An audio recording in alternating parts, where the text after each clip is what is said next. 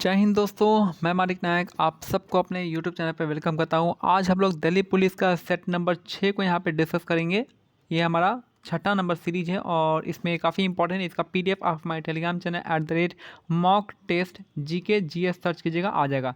हम इसका पीडीएफ जो है आप हमारे Telegram channel @mock test GK GS आप सर्च कीजिएगा, टेलीग्राम चैनल पे आ जाएगा हमारा चैनल। तो पहला क्वेश्चन यहाँ पे दिखता है, पारंपरिक पखीड़ा लोकगीत जो है निम्नलिखित में से किस राज्य से संबंधित है? तो आपका राजस्थान से संबंधित है। तो बात करते हैं पारंपरिक पखीड़ा जो गीत है वो किस राज्य से संबंधित है? तो राजस्थान इसका करेक्ट आंसर हो जाएगा। अगर हम बात करते हैं राजस्थान का, राजस्थान में और कौन कौन सा इंपॉर्टेंट चीज़ है, तो यहाँ पे घूमर डांस होता है आपका। घूमर डांस यहाँ पे फेमस है। आपका कालबेलिया हो जाएगा, भावाई हो जाएगा जो कि गुजरात और राजस्थान दोनों में किया जाता है। उसके बाद जो है कच्ची घोड़ी डांस होता है। उसके बाद कठपुतली डांस यहाँ पे हो जाएगा।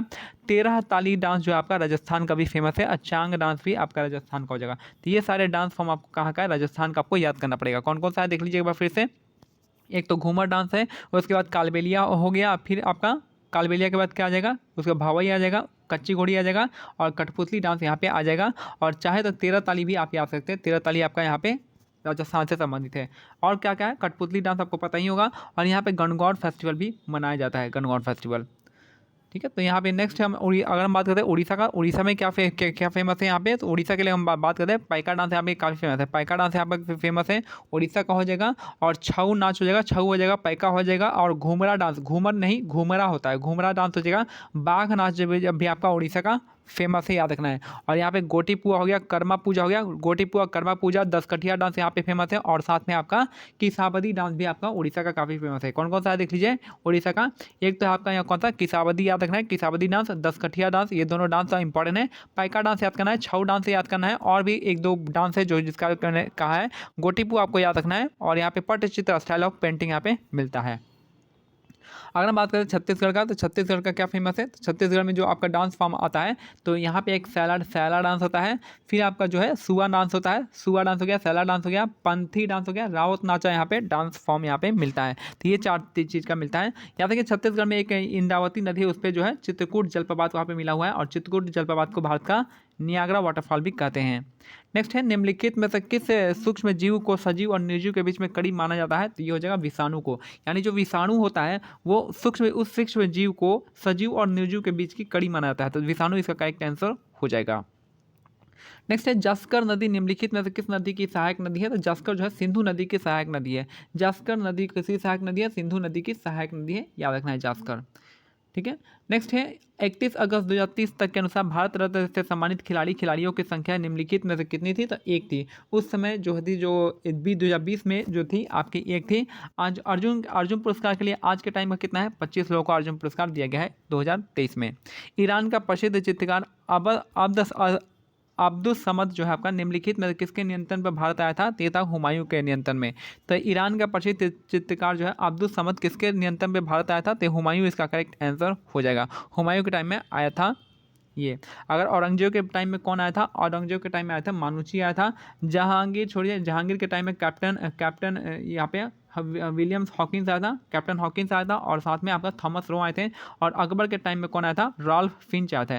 रॉल्फ फिंच आए थे। रॉल्फ फिंच कौन था? रॉल्फ फिंच जो था पहला अंग्रेज था जो कि भारत में आया था और यहाँ पे भ्रमण किया था। अगर बात करते हैं यहाँ पे शाहजहाँ के टाइम में, तो शाहजहाँ के टाइम में तेवर्नियर आया था, बर्नियर आया था। ये सब आपका शाहजहाँ के टाइम में आए थे। नेक्स्ट है, केंद्रीय बजट 2020 में घोषित नई आयकर व्यवस्था के अनुसार 5 लाख से 7.5 लाख के बीच का ये कर योग्य आय जो है कितना घटा कर दिया गया है? तो 10% इसका हो गया है। कितनी कर दी है? 10% कर दिया गया है। तो केंद्रीय उस समय का करंट अफेयर था, तो ये आपका अब इम्पॉर्टेंट नहीं है, तो इसलिए मैं दोबारा रिपीट नहीं कर रहा हूँ। टेनिस खिलाड़ी अलेक्जेंडर जेवरेव निम्नलिखित में से किस देश के प्रतिनिधित्व करते हैं? तो जर्मनी हो जाएगा। अलेक्जेंडर जेवरेव जो है आपका कहाँ के हैं? तो आपका जर्मनी देश से हैं। नेक्स्ट है, अशोक के साम्राज्य का निम्नलिखित में किस भाग में उनके शिलालेख खरोष्ठी लिपि में है? खरोष्ठी लिपि में आपका नॉर्थ वेस्ट रीजन है, नॉर्थ है, उत्तर पश्चिम रीजन में कौन सा लिखी है आपका भाषा में? खरोष्ठी लिपि में, याद रखना है। तो अकबर जो है अशोक जो है अशोक यहाँ पे क्या हो जाएगा? अशोक का जो आपका इन्होंने उपाधि धारण की थी, कौन सी? देवनम प्रियदर्शी का उपाधि धारण किया था। और अशोक जो है इन्होंने बौद्ध को अपनाया था। इसके साथ साथ इन्होंने तीसरा बुद्धिस्ट काउंसिल अपने साम्राज्य में, अपने राज्य में, पाटलिपुत्र अपने कैपिटल में यानी पाटलिपुत्र में आयोजित करवाया था, जिसकी अध्यक्षता है मोगलीपुत्र तीतस ने किया था। बात करते हैं अशोक ने बहुत सारे जो है स्तूप का निर्माण कराया था, 84,000 स्तूपों का निर्माण कराया था, जिनमें से कौन कौन है, सांची स्तूप आता है, सारनाथ स्तूप आता है, धामेक स्तूप आता है, बहुत सारे स्तूप यहाँ पे आते हैं। याद रखिए अमरावती स्तूप इसमें से नहीं आता है, अमरावती स्तूप जो है सातवाहन का है, इसमें नहीं आता, अशोक का ने नहीं बनवाया था। उसके बाद अगर बात करते हैं यहाँ पे अशोक का जो नाम मिलता है किस में मिलता है, गुर्जरा में मिलता है, गुर्जरा अभिलेख में इनको नाम मिलता है। और जो इसने अशोक ने अपने आप को मगध का साम्राज्य बताया था, भाब्रू अभिलेख में बताया था। नेक्स्ट है history of India's covert operation नामक पुस्तक के लेखक निम्नलिखित में से कौन है, तो ये आपका यतीश यादव हो जाएंगे। तो रॉ जो हो जाएगा, रॉ a history of India's covert operation जो है नामक पुस्तक किसने लिखा है, यतीश यादव ने लिखा है। उस समय का करंट अफेयर है, पुस्तक भी आपको देख के जाना है। निम्नलिखित में से किस भारतीय को गणित के क्षेत्र में उनके असाधारण योगदान के लिए जाना जाता है, तो एस रामानुजन को जाना जाता है। The man behind infinity, the man who find infinity की खोज की थी इन्होंने, एस रामानुजन ने। तो निम्नलिखित में से किस भारतीय को गणित के क्षेत्र में उनके असाधारण योगदान के लिए जाना जाता है, तो एस रामानुजन को जाना जाता है। सीवी रामन को 1930 में नोबेल प्राइज दिया गया था, किसमें, फिजिक्स में। ईंधन के कैलोरी मान का मात्रक निम्नलिखित में से किस रूप में व्यक्त करते हैं, तो किलो जूल पर केजी में करते हैं। ईंधन का कैलोरी मान जो आपका किलो जूल पर केजी में हम व्यक्त करते हैं। नेक्स्ट है केंद्रीय बजट 2020 में वित्त मंत्री द्वारा व्यक्त पूर्वानुमान के अनुसार निम्नलिखित में से किस वर्ष तक भारतीय किसानों की आय दोगुनी हो जाएगी, तो ये था आपका 2022 तक का, 2022 तक आयुमान अनुमान जो है इसको दोगुना करवाना था। नेक्स्ट है भारत के संविधान का निम्नलिखित में से किस अनुच्छेद में राज्य को प्रसूति सहायता के लिए प्रावधान निर्मित करने का निर्देश दिया गया है, तो आर्टिकल 42 में दिया गया है। भारत के संविधान को निम्नलिखित में से किस अनुच्छेद में राज्य को प्रसूति सहायता के लिए प्रावधान का निर्माण किया गया है, तो आर्टिकल 42 में किया गया है। आर्टिकल 42 में और क्या है, आर्टिकल 42 में याद रखना है आपको, यहाँ पे जो बेटर वर्किंग कंडीशन यानी लोगों के लिए अच्छा काम करने का इन्वायरमेंट होना चाहिए। दूसरा है मैटरनिटी वहाँ पे मैटरनिटी रिलीफ मिलना चाहिए, मैटरनिटी हॉलीडे मिलना चाहिए, ठीक है, ये दोनों चीज़ यहाँ पे मिलना चाहिए। अगर हम बात करते हैं 41 का, तो राइट टू वर्क हो जाएगा, यहाँ पे राइट टू वर्क इसी कैटेगरी में आता है, right to work, right to education, ये सब आपका इसमें आ जाएगा, ठीक है। और यहाँ पे 40 में आएगा ग्राम पंचायत के गठन हो जाएगा, आर्टिकल 39 में क्या आ जाएगा, यहाँ पे ये 39 से छोड़ दिया, आर्टिकल 39 वो हो जाएगा जो इसमें ABCD आता है, इसमें समान काम समान वेतन आ जाएगा। फिर आपका कंसंट्रेशन ऑफ वेल्थ नहीं होगा, एक जगह पे धन इकट्ठा नहीं करना है। उसके बाद जो है यहाँ पे जो है आपका इक्वल जस्टिस मिलेगा, और क्या मिलेगा, एडवोकेट, आपको फ्री एडवोकेट मिलेगा इसमें, ये आपका आर्टिकल 39 में दे रखा है। याद रखना है DPSP कहाँ से लिया गया, DPSP का पार्ट है, ये सारे का सारे DPSP का पार्ट है, और ये DPSP लिया गया है हमारे आयरलैंड से लिया गया है। नेक्स्ट है गौतमीपुत्र सतकर्णी निम्नलिखित में किस राजवंश के शासक था, तो ये था आपका सातवाहन वंश का। गौतमीपुत्र सतकर्णी जो आपका सातवाहन वंश का शासक था, और यह जो रखना है सातवाहन वंश के फाउंडर कौन थे, सिमुक थे। सातवाहन वंश के फाउंडर सिमुक थे। सातवाहन वंश के जो सबसे प्रतापी राजा थे गौतमीपुत्र सतकर्णी ही थे। और इन्होंने कौन सा सिक्का चलाया था, तो आपका लेड का सिक्का चलाया था, लेड का। नेक्स्ट है अष्टांग मार्ग, यानी अष्टांग मार्ग का तत्व ज्ञान निम्नलिखित में से किसके द्वारा प्रतिपादित किया गया था, तो गौतम बुद्ध के द्वारा किया था। अष्टांगिका मार्ग जो है का किसके द्वारा है, गौतम बुद्ध के हो जाएगा। और इनकी जो फिलॉसफी है कौन सा, न्याय फिलॉसफी हो जाएगा। इनका फिलॉसफी कौन सा हो जाएगा, न्याय फिलॉसफी हो जाएगा। शंकराचार्य का क्या हो जाएगा, तो अद्वैतवाद हो जाएगा शंकराचार्य का। तो ये सब आपको याद होना चाहिए। नेक्स्ट है आपका जून 2020 में निम्नलिखित में किसे कॉर्पोरेट दिवालिया प्रस्ताव और तरलीकरण प्रक्रिया पर सलाहकार समिति का अध्यक्ष रूप में नियुक्त किया गया था, तो उस समय उदय कोटक उस समय का करंट अफेयर था, तो उनको यहाँ पे कमेटी का अध्यक्ष बनाया गया था। अभी भी जो भी आपका कमेटी बनाया गया है उस पर आपको देख लेना कि कौन कौन से कमेटी में आपको कौन सा चेयरमैन है। निम्नलिखित में किस राज्य की सीमा पश्चिम बंगाल से नहीं लगती है, तो जो है झारखंड का लगता है, असम का लगता है, सिक्किम का लगता है, लेकिन मेघालय का नहीं लगता है। आपको देखना है कि कौन किसका लगता है, झारखंड का लगता है, असम का लगता है, और आपका सिक्किम का लगता है, लेकिन आपका मेघालय का नहीं लगता है। निम्नलिखित में से उद्योग को भारत के 8 आधारभूत उद्योग सूचकांक की गणना के लिए उपयोग किया जाता है, तो यह रिफाइनरी उत्पाद को। तो निम्नलिखित में से किस उद्योग को भारत में 8 आधारभूत उद्योग के सूचकांक की गणना के लिए उपयोग करते हैं, तो रिफाइनरी उत्पाद इसका करेक्ट आंसर हो जाएगा। सिद्धांत शिरोमणि नामक प्राचीन ग्रंथ निम्नलिखित में से किसने लिखा है, तो भास्कराचार्य ने लिखा है।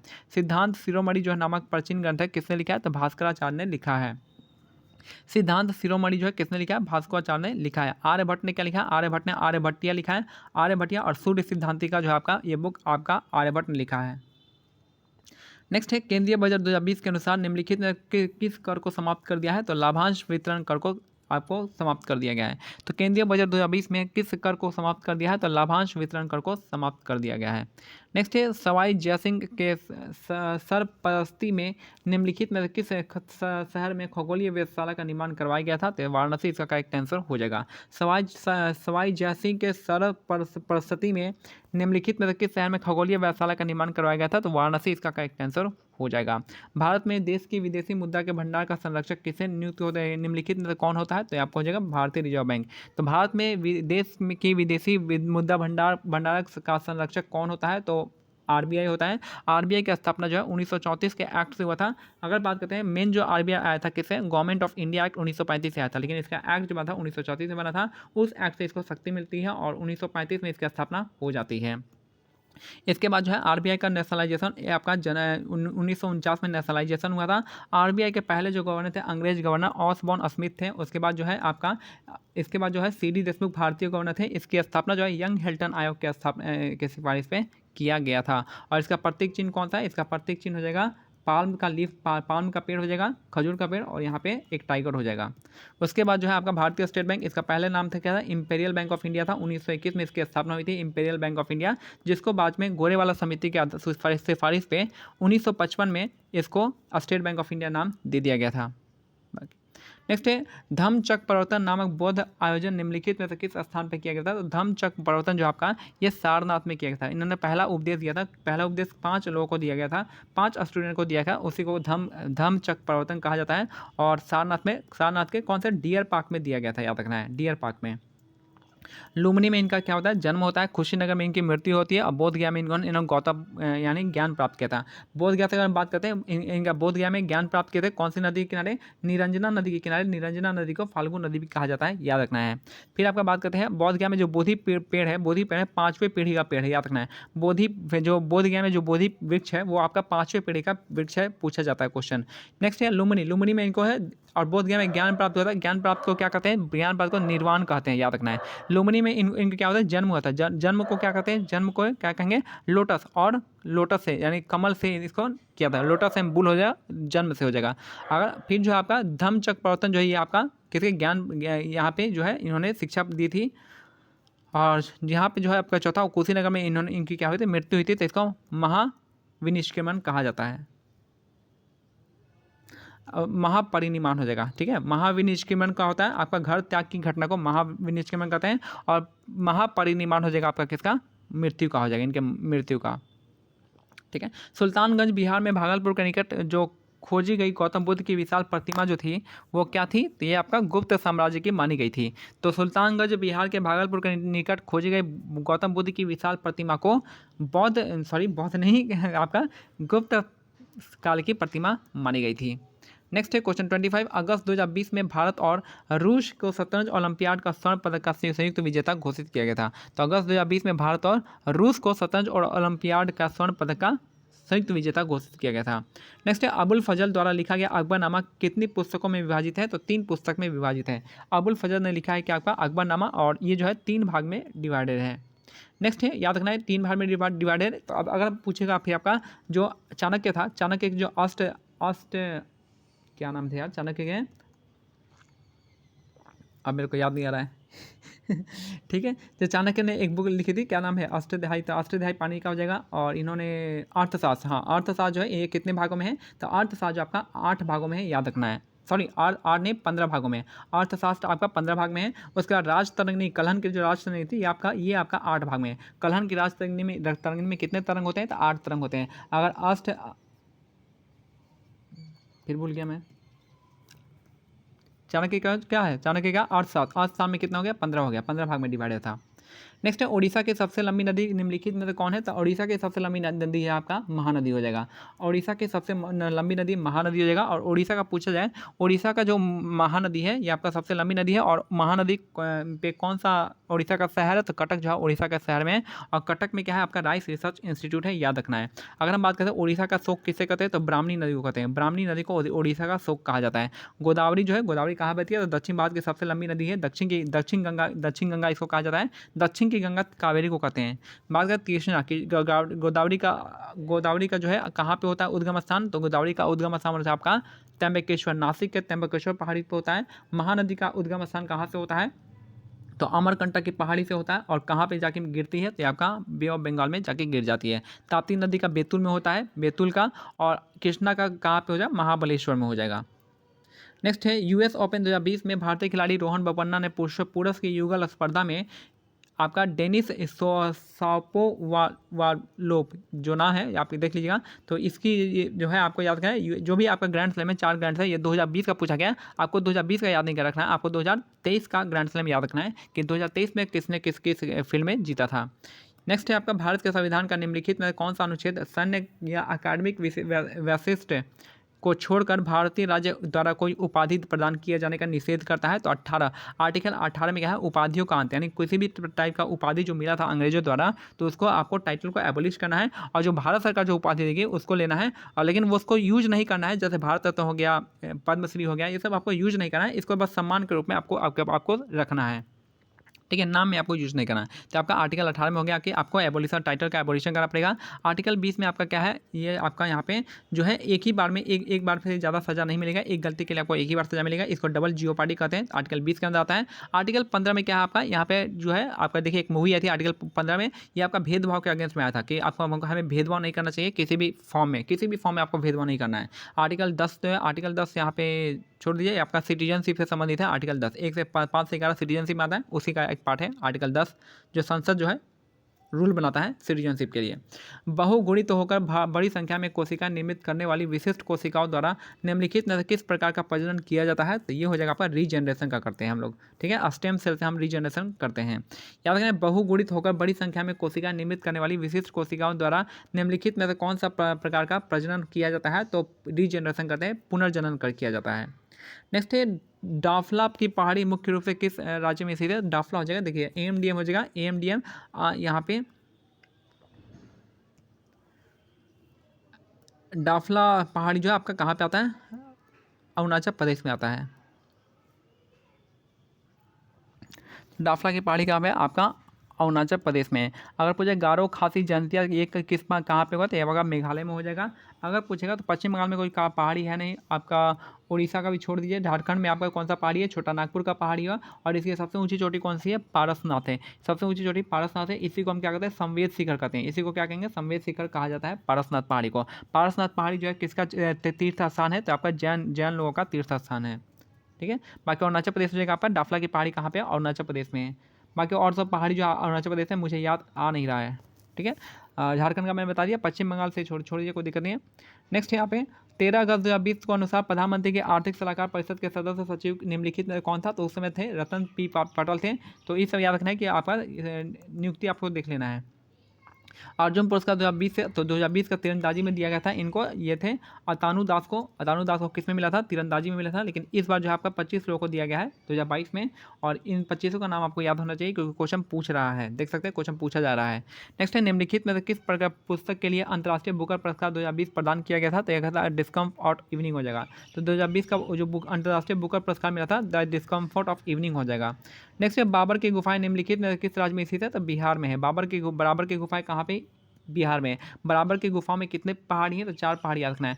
एक तो है लोमशुची केव हो जाएगा, कर्ना चौपार हो जाएगा, दशरथ केव हो जाएगा, और भी बहुत सारे यहाँ पे हो जाएंगे, ठीक है। तो 4 प्रकार के पहाड़ी। और महाराष्ट्र में कौन सा है? अजंता और एलोरा है, अजंता और एलोरा है, याद रखना है, ठीक है, अजंता एलोरा हो जाएगा।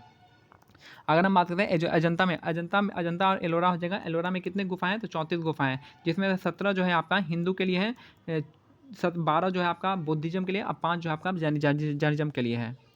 नेक्स्ट है पारंपरिक रंगमंच जो है कला माच निम्नलिखित में किस राज्य का है? तो मध्य प्रदेश का हो जाएगा। तो रंगमंच जो है कला माच जो है आपका कहाँ का है? तो मध्य प्रदेश हो जाएगा। माच कहाँ का हो जाएगा? मध्य प्रदेश का हो जाएगा। उसी से मध्य प्रदेश का मटकी डांस हो जाएगा, और भी सारा जवारा नृत्य हो जाएगा, ये सब हो जाएगा। अगर हम बात करें बिहार का कौन सा है? बिहार का कला है आपका मधुबनी पेंटिंग है, मंजूसा पेंटिंग है, याद रखना है। अगर हम बात करें उड़ीसा का पटचित्र हो जाएगा। महाराष्ट्र का कितना है? वर्ली पेंटिंग हो जाएगा। और अगर हम उड़ीसा का बात करें पटचित्र हो जाएगा उड़ीसा का, और महाराष्ट्र का वर्ली पेंटिंग हो जाएगा। आंध्र प्रदेश का कलमकारी हो जाएगा। निम्नलिखित में से किस वर्ष भारत के संविधान में 9वीं अनुसूची को संकलन किया गया था? तो 9वीं अनुसूची को पहली बार ऐड किया गया था 1951 में ऐड किया गया था और यह पहला संविधान संशोधन था। तो यह था आपका यहाँ पे 1951 में 9वीं अनुसूची को ऐड किया गया था।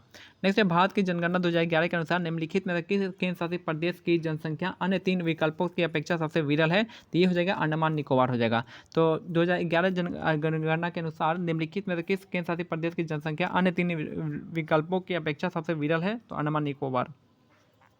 निम्नलिखित में से किस प्राचीनतम ग्रंथ के श्लोक का संगीतबद्ध किया गया है? तो ये हो जाएगा सामवेद। सामवेद का संबंध ये आपका म्यूजिक से होता है। सामवेद का संबंध किस हो जाएगा? म्यूजिक से हो जाएगा, याद रखना है। नेक्स्ट है, याद रखना है जो छोड़िए यहाँ पे इंपॉर्टेंट नहीं है। निम्नलिखित केंद्रीय बजट 2020 में वित्त मंत्री ने बैंक जमा को 1 लाख से बढ़ाकर 5 लाख करने की घोषणा की थी। तो उस समय का करंट अफेयर था, तो अब बैंकिंग करंट अफेयर आपको याद करना पड़ेगा दिल्ली पुलिस के लिए। भारत के संविधान का निम्नलिखित में कौन सा अनुच्छेद अल्पसंख्यकों द्वारा शिक्षा संस्थानों की स्थापना और प्रशासन करने का अधिकार दिया गया है? तो देखिए अल्पसंख्यकों के बारे में 2 ही आर्टिकल है, एक तो आर्टिकल 29 है, एक आर्टिकल 30 है। इसमें 29 में आपका अल्पसंख्यकों के हितों के बारे में है, ये हो जाएगा। लेकिन जो तीसरा है आपका, इसमें जो है वो लोग अपना एजुकेशन इंस्टीट्यूशन को खोल सकते हैं, तो यही आपका 30 हो जाएगा, ऑप्शन 30 हो जाएगा। तो एजुकेशन इंस्टीट्यूशन यानी आपका जो शिक्षा संस्थानों को स्थापना कर सकते हैं, आर्टिकल 30 में कर सकते हैं। 27 में क्या है? जो 27 में आपका देखिए 25 से 28 तक रिलीजन होता है, जिसमें 25 में आपका क्या है? आपका फ्रीडम ऑफ रिलीजन हो जाएगा। यानी आप 26 में क्या हो जाएगा? 25 में फ्रीडम ऑफ रिलीजन हो जाएगा, किसी भी रिलीजन को आप अपना सकते हैं, 25 में हो जाएगा। 26 में क्या है? आप जो है रिलीजियस अफेयर कर सकते हैं, किसी भी प्रकार का आप जुलूस निकाल सकते हैं, मूर्ति पूजा कर सकते हैं, आप सजा सकते हैं रोड शो का होता है ना, दशहरा में रोड सजाते हैं, जुलूस निकालते हैं हम लोग, कृष्णा जन्माष्टमी में और भी गुरु पर्व में होता है। तो वो आर्टिकल 26 में आता है। 27 में क्या है? आप किसी भी प्रकार का टैक्स नहीं दे सकते, रिलीजन में आपको टैक्स नहीं देना होता है, ठीक है। और 28 हो गया, 27 का 28 में क्या होता है आपका? यहाँ आप एजुकेशन इंस्टीट्यूशन खोल सकते हैं किसी भी रिलीजन के, किसी भी धर्म के रिलीजन में पार्ट ले सकते हैं। आर्टिकल जो है आर्टिकल 29 हो गया आपका, एजुकेशन इंस्टीट्यूशन से संबंधित है। 30 बता ही दिया मैंने, और यहाँ भी ये भी सब बता दिया। नेक्स्ट है आर्टिकल 42 हो जाएगा, ब्रिटिश ईस्ट इंडिया कंपनी का भारत को व्यापार करने का एक अधिकार निम्नलिखित में से किस वर्ष में कानून के द्वारा समाप्त कर दिया था? तो 1813 में कानून को समाप्त कर दिया था। लेकिन मोनोपोली किस में था? सिर्फ आपका चाय पे दिया गया था और चाइना के विरुद्ध दिया गया था। चाइना और चाय पे आपको मोनोपोली दिया गया था, बाकी सब पे मोनोपोली हटा दिया गया था, ठीक है। तो यहाँ करें, ब्रिटिश ईस्ट इंडिया कंपनी के भारत से व्यापार करने का एक अधिकार निम्नलिखित में से किस वर्ष कानून में हटा दिया था? तो 1813 में हटा दिया गया था। अगर पूर्ण रूप से हटाया गया था 1837 में पूर्ण रूप से हटा दिया गया था। याद है, इसी के तहत जो है क्रिश्चियन मिशनरी को इंडिया में एंट्री किया गया था। इसके लिए 1 लाख एजुकेशन पे खर्च करने को है, ये इसमें ही दिया गया था, और 1813 का ही बहुत बड़ा योगदान है। और इस टाइम कौन थे? छोड़िए, इतना याद नहीं है। बाकी जो है 1825 का कुछ नहीं है इसमें, 1813 का एक ही इंपॉर्टेंट है, ये वाला। भारत के संविधान में अनुच्छेद 21A निम्नलिखित में किस वर्ष के में समावेशित किया गया था? तो 2002 में किया गया था। तो भारत के संविधान 21A जो है आपका कौन सा संविधान संशोधन था? तो 86वां संविधान संशोधन था, और जो कि 2002 में आया था शिक्षा का अधिकार लेकर। नेक्स्ट है, भारत के संविधान में निम्नलिखित में कौन सा संशोधन लघु संविधान कहा जाता है? तो 42वां संविधान संशोधन कहा जाता है। तो भारत के संविधान में लघु संविधान जो है आपका आर्टिकल 42वें संविधान संशोधन को कहा जाता है। क्यों कहा जाता है? क्योंकि यहाँ पे इसमें प्रेम्बल में जोड़ा गया था। उसके बाद जो है इसमें जो है आपका यहाँ पे DPSP में जोड़ा गया था, इसमें फंडामेंटल ड्यूटी को जोड़ा गया था, और इसके साथ साथ जो है ट्रिब्यूनल होता है वो भी आपको जोड़ा गया था। प्रेम्बल में क्या जोड़ा गया? प्रेम्बल में जोड़ा गया था सोशलिस्ट, सेकुलर और इंटीग्रिटी, ये 3 शब्द को जोड़ा गया था। सामाजिक संप्रभुता नहीं, यहाँ पे सेकुलर क्या होता है? सोशलिस्ट, सेकुलर और इंटीग्रिटी को जोड़ा गया था। उसके बाद DPS में आर्टिकल 39A, फिर आपका 39A, उसके बाद 43A और 48A को जोड़ा गया था। फंडामेंटल ड्यूटी 1 से लेकर 10 तक जोड़ा गया था। कौन सी कमेटी? सॉन्सी कमेटी को जोड़ा गया, सॉन्सी कमेटी के आधार पर जोड़ा गया था। उसके बाद जो है यहाँ पे 10 फंडामेंटल ड्यूटी को ऐड किया गया था, और उसमें इंदिरा गांधी प्राइम मिनिस्टर थी। और यहाँ पे जो ट्रिब्यूनल है आर्टिकल 323A भी जोड़ा गया था, ठीक है। तो नेक्स्ट क्वेश्चन यहाँ पे देखिए, निम्नलिखित में कौन सा प्रोटीन पाचक एंजाइम छोटी आंत में स्रावित होता है? तो ट्रिप्सिन होता है। प्रोटीन जो है पाचक एंजाइम छोटी आंत में स्रावित होता है, ट्रिप्सिन इसका करेक्ट आंसर हो जाएगा। नेक्स्ट है, निम्नलिखित में किसमें जल का संवर्ग करने के लिए विशेष उत्तक नहीं पाया जाता है? तो यह गया फ्यूनेरिया। उत्तक के स्टडी को हिस्टोलॉजी कहते हैं। फ्यूनेरिया इसका करेक्ट आंसर हो जाएगा कि इस जल का संवर्धन करने के लिए कौन सा उत्तक नहीं पाया था? तो फ्यूनेरिया इसका करेक्ट आंसर हो जाएगा। नेक्स्ट है, निम्नलिखित में किस राज्य में मैक्लोडगंज नामक एक प्रसिद्ध पर्वतीय स्थल है, तो ये आपका हिमाचल प्रदेश में है। मैक्लोडगंज जो है आपका कहाँ पे है, तो हिमाचल प्रदेश में, याद रखना है। उसमें निम्नलिखित में से किस प्रकार की मृदा में सूक्ष्म कणों का अनुपात बड़े कणों की अपेक्षाकृत अधिक होता है, तो ये हो जाएगा चिकनी मिट्टी में। तो निम्नलिखित में से कौन सी प्रकार की मृदा में सूक्ष्म कणों का अनुपात बड़े कणों की अपेक्षाकृत अधिक होता है, तो आपका चिकनी मिट्टी में होता है, क्ले सॉइल में, CLAY क्ले सॉइल में होता है। नेक्स्ट है 2020 के विश्व खाद्य पुरस्कार निम्नलिखित में से किसे दिया गया है, तो आपका रतन लाल को दिया गया है। 2020 का विश्व खाद्य पुरस्कार के लिए निम्नलिखित में किसका चयन किया गया था, तो रतन लाल हो जाएगा। और लास्ट क्वेश्चन है कि निम्नलिखित में से किस राज्य सरकार ने 2020 में खिलाड़ियों के लिए जीवी राजा पुरस्कार आरंभ किया है, तो केरल हो जाएगा। जीवी राजा पुरस्कार जो है केरल राज्य ने दिया गया है। तो ये मेरा आज का सेट कंप्लीट होता है। इसका PDF आप मेरे Telegram channel @mock test GK search कीजिएगा, आ जाएगा। mock test GK सर्च कीजिएगा, आ जाएगा। जय हिंद, जय भारत, धन्यवाद।